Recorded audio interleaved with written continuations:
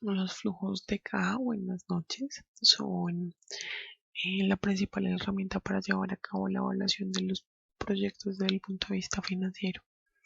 A lo largo de esta unidad lo que vamos a ver es qué lo compone, cuál es su estructura básica y en una segunda parte veremos cuáles son los indicadores que nos permiten evidenciar si hay una viabilidad de un proyecto desde el punto de vista financiero. El flujo de caja no es más que un esquema en el que yo proyecto de acuerdo a un número de periodos mis ingresos y mis salidas de capital. Como se puede ver en la opción gráfica, aquellas flechas que están hacia abajo generalmente son las inversiones o los ingresos, salidas de capital, y lo que se encuentra en las flechas de arriba podrían ser ingresos o aportes que tienen los proyectos. Para el planteamiento de un proyecto se deben tener en cuenta varios temas. Un año cero, en primer lugar, que es el año en el que inicia la inversión del proyecto. Recuerden que, como hemos visto antes, tenemos un proceso de preinversión en el que se encuentra la formulación y la adquisición de algunos bienes o servicios que se van a adquirir para la puesta en marcha del proyecto, por lo que siempre es importante tener un año cero si se va a tener una inversión inicial. Una vida útil, que es el tiempo en que duran sobre todo los productos o el capital inicial comprado o invertido en un proyecto.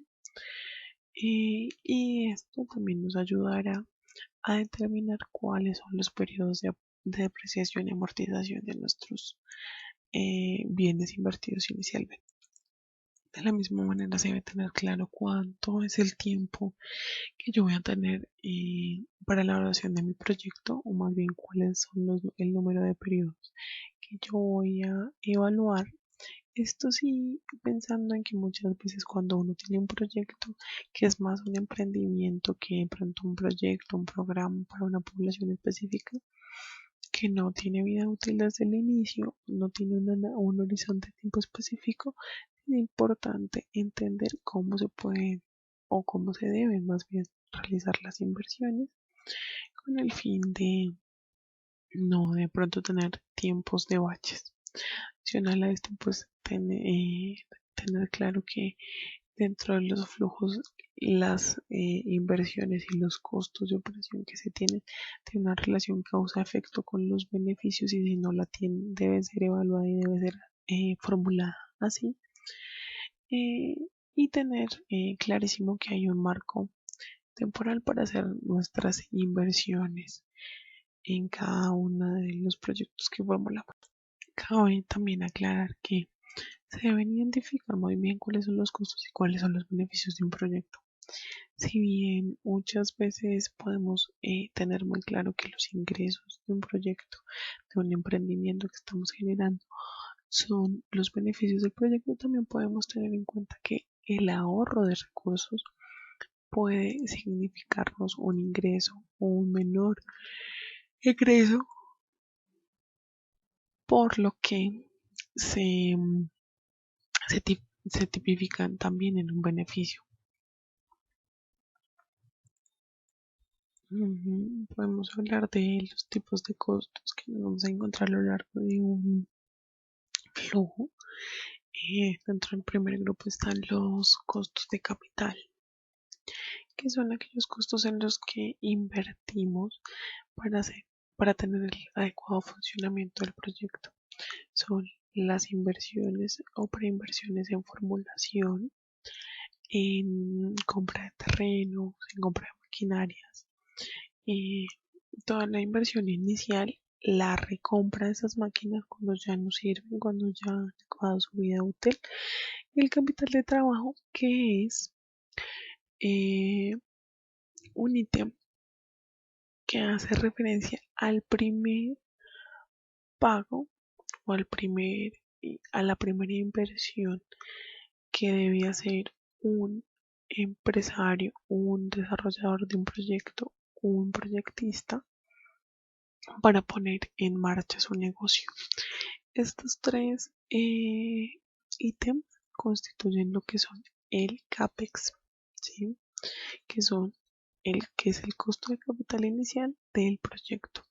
Para poner un ejemplo que quede más claro el tema del capital de trabajo, por ejemplo, si yo tengo una empresa de hamburguesas, sé que en el momento cero, luego de haber comprado mis sartenes, mis implementos, mis cuchillos, mis temas de manteles, delantales, bueno, dotación, tengo que comprar los instrumentos para hacer, los ingredientes, perdón, para hacer mis hamburguesas. Esos primeros ingredientes, ese primer grupo de ingredientes para que yo saque mi primera hamburguesa es mi capital de trabajo. Solamente el capital de trabajo se paga solamente una vez y tiene que ver con mi primer pago para iniciar mi proceso productivo. Ahora viene lo que es lo que son los costos de operación, que son los costos que tienen todos los proyectos de desarrollo, ¿sí? Que son, si yo tengo un proyecto de desarrollo en una escuela rural, ¿sí?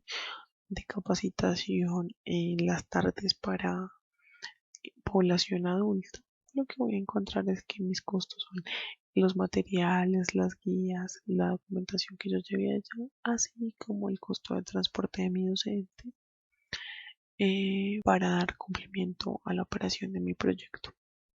También se puede contar como costos de operación u OPEX, los impuestos, los derechos, las regalías, las licencias, todo ese tipo de cosas, que los seguros que se renuevan también con cierta periodicidad.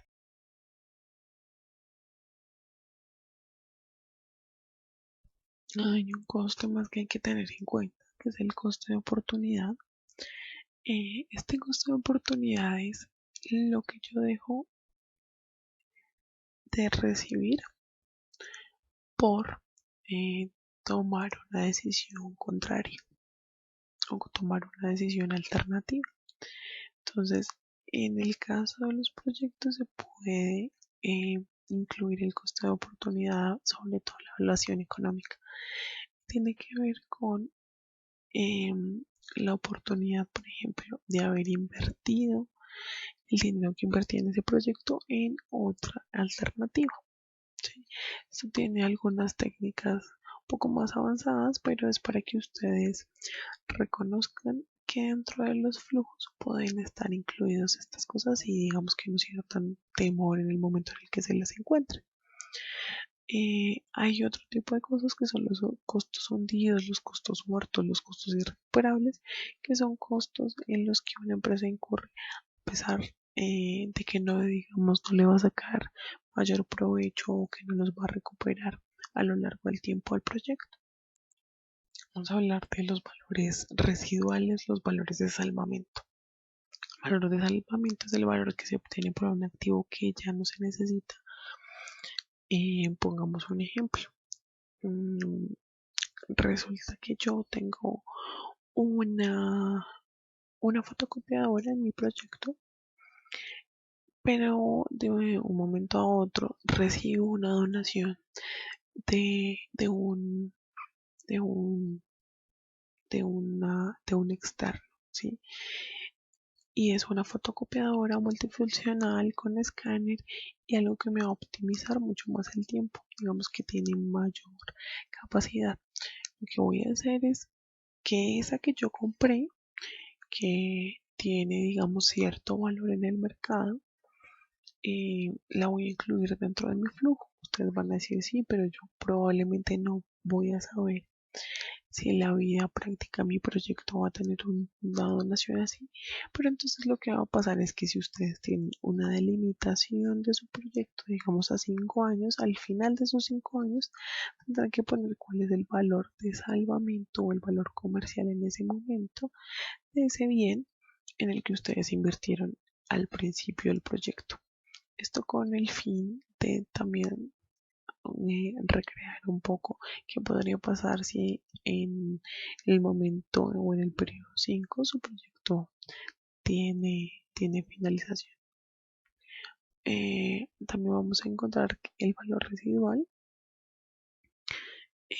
que hace más referencia a lo que les decía hace un momento, que es si mi proyecto se acaba en un año X o Y, ¿sí? También se utiliza para hacer evaluación de proyectos. Cuando yo tengo una reinversión constante en un proyecto, lo que voy a hacer es voy a calcular cuál podría ser el valor al cual me van a pagar el proyecto en el año quinto. Esto teniendo en cuenta que mi proyecto tiene unos ingresos X o Y cada año y que tiene un comportamiento más o menos estable.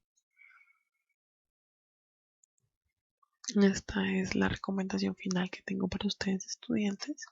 Es la estructura y un flujo de caja libre de un proyecto. Para hacer su evaluación financiera, vamos a encontrar de cero, como ya bien sabemos por qué, hasta n periodos.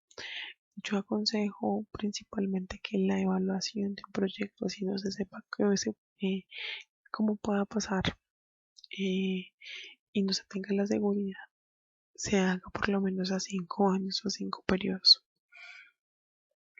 teniendo en cuenta cuáles son los ingresos, quitándole o restándole los costos.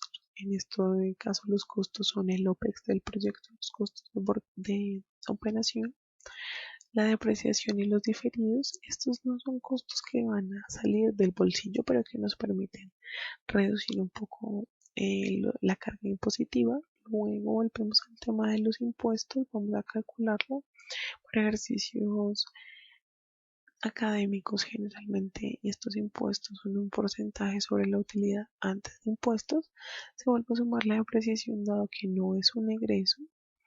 Se resta el CAPEX del proyecto, que son las inversiones iniciales. Se suman al final, en el último periodo, los valores de salvamento y se obtiene el flujo de caja libre o puro del proyecto. Este flujo no tiene financiación, no tiene intereses, porque nuestra intención principal antes de saber cuál es la rentabilidad como inversionistas es hacer la evaluación de si un proyecto es viable o no. Cordial saludo para todos ustedes, estudiantes. Nos vemos en una próxima oportunidad.